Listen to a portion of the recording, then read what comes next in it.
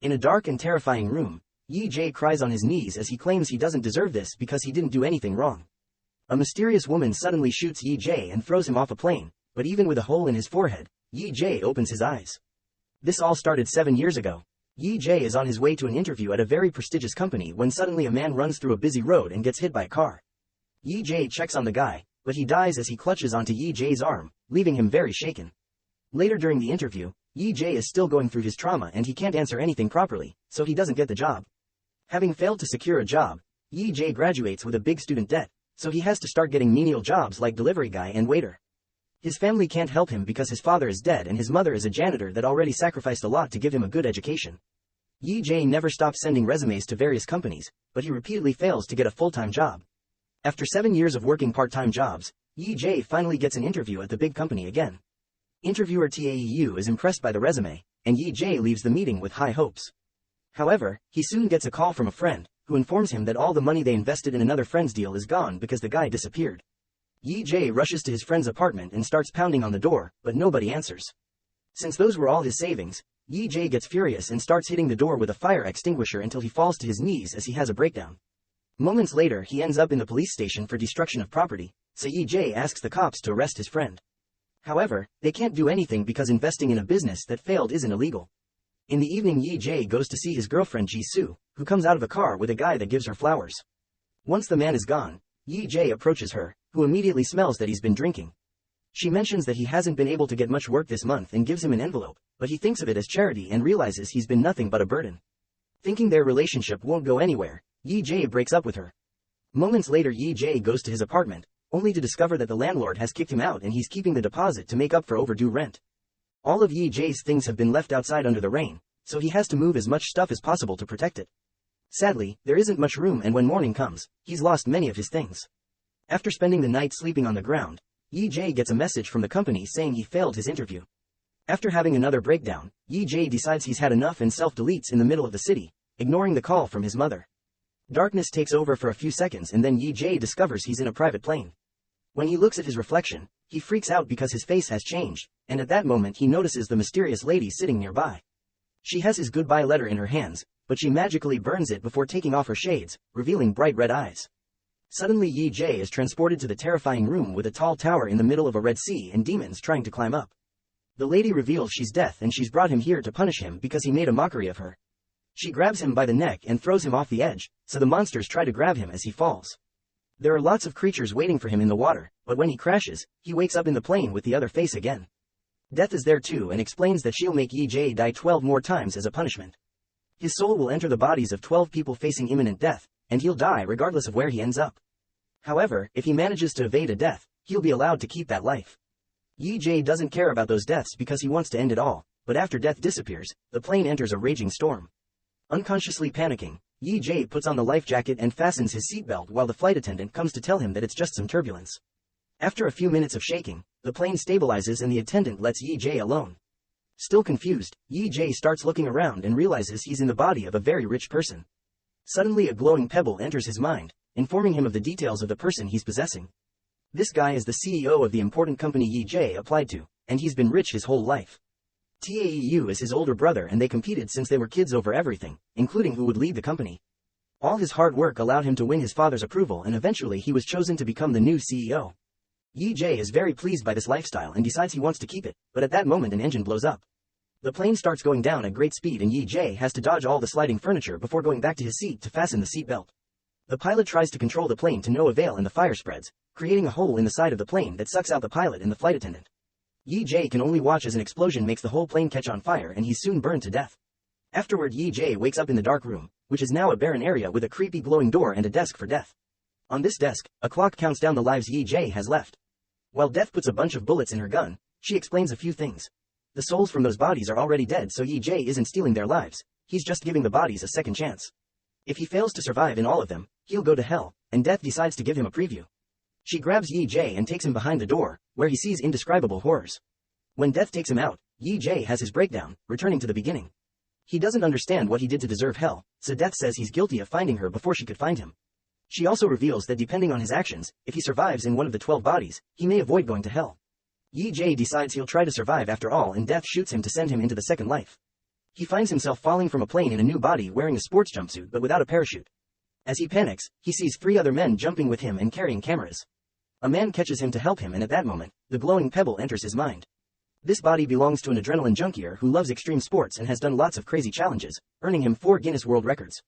Today he's doing a challenge that consists of diving without a parachute from 1,000 miles above ground to land on a safety net. The event is being transmitted on national TV, and if he pulls it off, his sponsor will give him $3 billion in cash. The memory of the sponsor shows a guy playing with a lighter. The idea of such money makes Yi-Jae want to complete the challenge, so he pushes the helper away and begins falling at great speed. The body lost the original soul but kept the abilities, so Yi-Jae is feeling confident and even excited.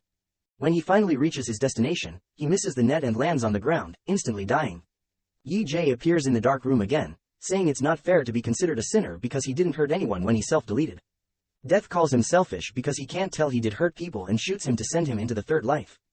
Soon he wakes up in the body of a teenager at a school and notices a classmate laughing at the video of the death of the parachute guy. This tells Yi-Jae that all these lives belong to the same reality. He considers hitting him for it, but at that moment the glowing pebble reaches his mind.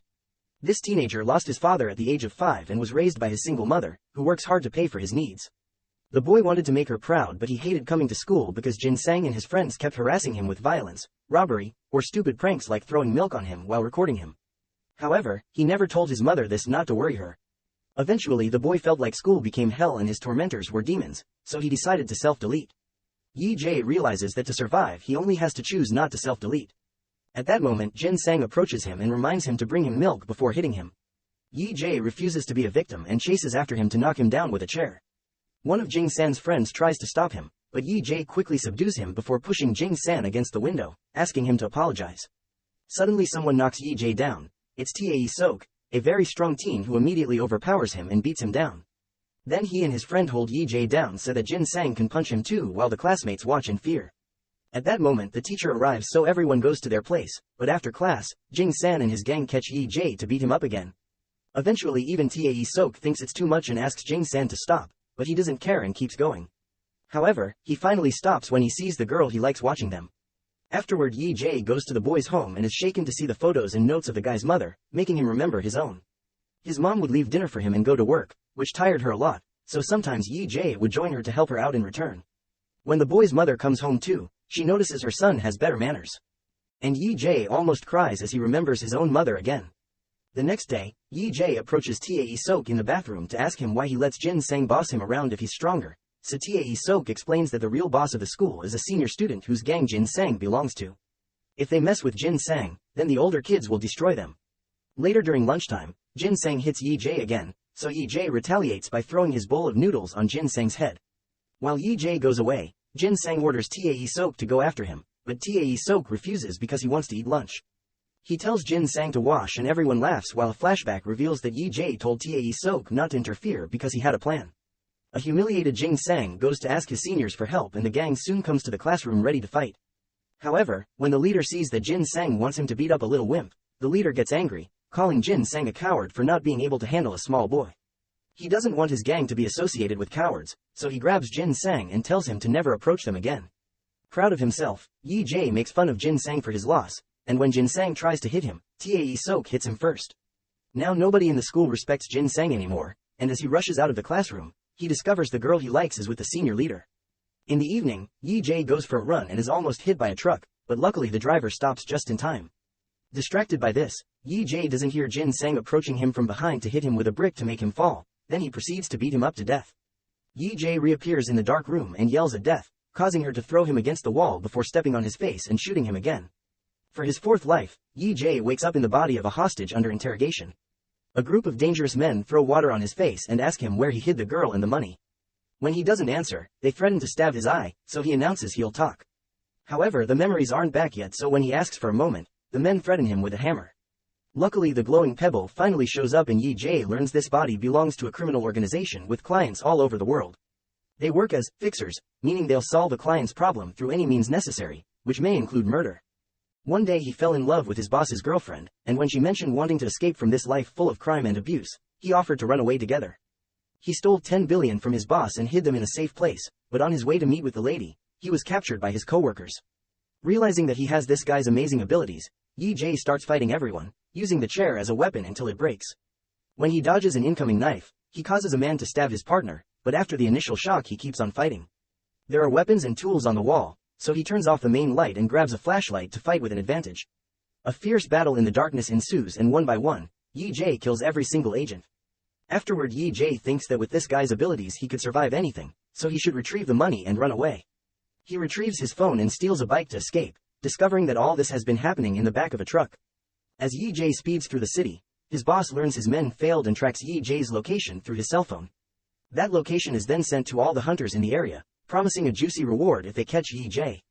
Soon a chase begins through the city bridge and the agents open fire on Yi-Jae, who dodges everything and hides behind a truck. Once he manages to appear behind the agents' cars, he uses the bike to disarm a guy, then he starts driving like crazy. The other hunter misses his shots and hits cars instead, causing lots of crashes. The truck that captured him also shows up and tries to block the bridge, but the cars crash against it and cause an explosion that Yi-Jae simply jumps over. After leaving the bridge, a bunch of bikes and a police car start chasing him too. When he's about to reach a dangerous avenue, Yi-Jae speeds up and causes a bunch of vehicles to crash, blocking the way for the cop and a few bikes. There are still a few bikers following him and more enemy cars blocking the streets, so Yi-Jae enters a mall and speeds up until he's in the center surrounded by enemies. At that moment he notices an elevator, so he goes inside and closes the door right before another bike could hit him. When he reaches the roof, he makes a big jump and lands in a party pool, where his phone stops working. Now the enemy can't track him anymore. Then Yi-Jae goes to meet with the woman at the pier. She immediately hugs him and Yi-Jae senses how much the guy loved her. Yi-Jae tells her where the money is so they can head there, only to be suddenly shot by her, revealing this was her plan all along. Once again Yi-Jae wakes up in the dark room, finding Death laughing at him. However, he isn't bothered because he didn't give the woman the exact location of the money, so he plans to retrieve it during his next life. When Death shoots him, Yi-Jae's fifth life starts in juvie. He's in a tiny cell and he can't help freaking out, but luckily a guard comes over to take him to his real cell. On their way there, the other prisoners throw a ball against the fencing as a threat, even looking at him creepily. In the cell, he discovers he's got cellmates and learns that he'll be released in 4 days. He's also told that a psychopathic killer is staying in the cell with them, and Yi-Jae notices all the creepy art and books about psychopathic analysis on the shelves. At that moment the psychopathic murderer is brought back and Yi-Jae is shocked to see it's Jin Sang. Remembering his previous death, Yi-Jae begins beating him up, but the other prisoners immediately pull him away. At that moment the glowing pebble finally comes to his mind and Yi-Jae learns this body belongs to an MMA fighter. The guy's family was in some trouble with a gang and needed money quickly, so he accepted a deal. He took the fall for a hit and run and would get rewarded with 200 million after the trial. Since he was 18 he was still a minor in Korea, so the plan was to quickly be released on probation. While making the deal with the lawyer, a man watched them from the shadows while playing with a lighter. The guy turned himself in with a fake confession, but sadly during the trial, the woman who was hit died, so the judge sentenced him to 2 years of imprisonment for manslaughter.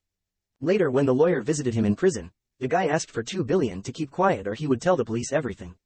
Another memory shows Yi-Jae the arrival of Jin Sang and how he said a bunch of creepy but dumb things as if he was pretending to be a psychopath to scare the others and be in control. Back in the present, Yi-Jae starts laughing as he realizes Jin Sang isn't a psychopath, he's here because he killed the high school boy. Yi-Jae begins slapping Jin Sang as he calls him out in front of the others, telling them the truth. Jin Sang is too afraid to deny it and the rest of the cellmates beat him up for revenge. When they get time out in the backyard, other prisoners start bothering Jin Sang too, which Yi-Jae finds very satisfying. Later the group has carpentry lessons and a prisoner shoots the blade from his saw at Yi-Jae, who dodges just in time. The blade ends up bouncing on the wall and killing another guy instead. Yi-Jae yells for help and after the guards take the injured man away, all the other prisoners grab some tools while telling Yi-Jae that the lawyer wants him dead. Ji-young immediately rushes out in fear before a fight ensues, and Yi-Jae gets to enjoy the body's amazing MMA fighting skills. With quick and precise strikes, he fights all the prisoners at the same time, knocking them down one by one with a combination of punching, kicking, and using any object in the room. At that moment Ji-young comes back with a crowbar and Yi-Jae realizes he wanted to help, so he decides to befriend him. That night, Yi-Jae finds Jin Sang in the washroom sharpening a tool to kill him. After punching him, Yi-Jae considers killing him first, but that would get him more jail time. Instead he decides to traumatize Jin Sang by saying he sees the ghost of the dead schoolboy, sharing details of his previous life that only he would know. When he says the ghost will haunt him forever, Jin Sang ends up wetting his pants in fear. Eventually the day of Yi-Jae's release finally arrives and before leaving, he gives Jin Sang some milk, saying it was sent by the ghost. Outside the lawyer is waiting for him with the money but Yi-Jae turns it down, telling him he wants to live a clean life from now on. Sometime later, he makes it to the pier and finds the money he hid in the other life, unaware someone is following him.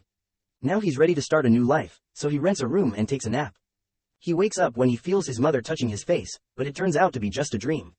At that moment his phone rings with a call from the mom of this body, so a crying Yi Jae accepts to visit her soon. Later at the station, Yi Jae separates the money into 2 bags and puts one away in a locker, which will be confiscated if he doesn't return after 4 days. When he arrives at his hometown, Yi Jae gets attacked from behind and stabbed by an old man who turns out to be the father of the victim of the hit and run. He had been furious that the killer could get away with just 2 years because of his age, so he came looking for revenge. Yi Jae apologizes and tells him he didn't do it, but at that moment they hear footsteps and the man runs away. Suddenly Ji Young shows up and runs to help him, only to suddenly take out a knife too. The day of the fight, he'd actually gone out to look for a weapon to kill Yi Jae for the lawyer's reward, but when he came back it was already over, so he pretended to be a nice guy. Yi Jae tries to buy him off, but Ji Young doesn't believe he has money and proceeds to stab him multiple times. Soon Yi Jae dies while the phone rings with a call from the mom. Once again, Yi Jae wakes up in the dark room and only exchanges a few words with death before he gets shot again. To his horror, he discovers his 6th life begins as a baby. He starts crying in the middle of a restaurant, so the mother apologizes to everyone and takes him to her car.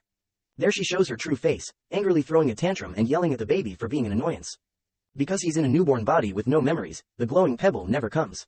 The mother takes the baby to her home and carelessly throws him on the couch, where he's gently picked up by the father. Yi Jae thinks the man may be nicer, but soon he shows his true face too.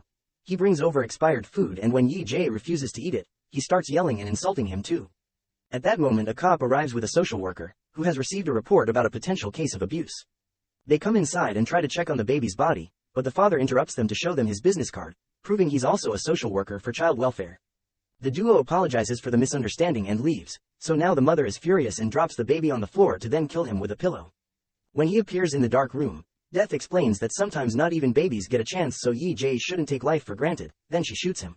Yi Jae's 7th life starts outside the train station, and using the phone in his pocket he notices his locker is about to expire. He rushes into the station as he bumps into a bunch of people and makes it to the lockers right before the employees open them. After retrieving his money, Yi Jae sees his reflection and discovers his new face is in advertisements around the station. The glowing pebble reaches his mind and he learns he's in the body of a model who was popular since high school. A modeling career came easy thanks to his looks, and now he has lots of money because of it. Excited, Yi Jae goes to his new house and discovers it's incredibly fancy, so he's eager to keep this life. He also finds a newspaper and learns that the baby's parents were caught for the murder. The death of the MMA fighter and the traffic accidents from the bike chase are also in the news, but nobody knows what caused them. Then he gets a call from a friend inviting him to a VIP party, and Yi Jae decides to join. He drinks a lot because that's what he's used to, but the model's body is lightweight and he ends up drunker than planned. During the party, he's surprised to see Taeu, who is now CEO thanks to his brother's death. The next morning, Yi Jae oversleeps because of his hangover, so the brother he has in this life has to come to wake him up. The guy is going to the USA for a week and the model had promised to take care of his cafe, so now Yi Jae has a new job to do. During his first workday, Yi Jae already considers closing the cafe after his brother leaves. However, he gets a big shock when sees Ji-soo come inside. Staring in awe, Yi Jae remembers all the special moments together and the day they met, which happened when the wind blew away Ji-su's papers and Yi Jae found them. Yi Jae is very nervous when he gives Ji-soo her order to the point his hands are shaking. His brother explains she comes every day to work and stays until closing time, also that she's a published author. Curious, Yi Jae searches her name on the internet and discovers she won a writing contest and got a publishing deal. When she received her prize, she thanked her boyfriend for always believing in her. The envelope she tried to show him that day hadn't been pity money, it was her prize. Feeling guilty, Yi Jae rushes to the bookshop to buy Ji-su's book because he remembers her saying she put her personal experiences in her stories. As he reads the novel, he discovers many of the story beats match their moments together, like the day he was jealous of her coworker and they told, "I love you," to each other. As he cries, Yi Jae also sees that the bookshop sells the fancy pen that he promised he would gift her one day. He did buy the pen in secret and engraved her name on it, but it got lost when he was moving all his things under the rain. Later at the cafe, the guy that he saw the other day with the flowers arrives with a woman and a little girl that calls Ji-soo, Auntie. Feeling like an idiot, Yi Jae realizes this is Ji-su's brother, and decides to keep the cafe open the whole week just for her. The next day, Yi Jae takes Ji-su's order with less anxiety and gives her some cake on the house, saying he's a fan of his book.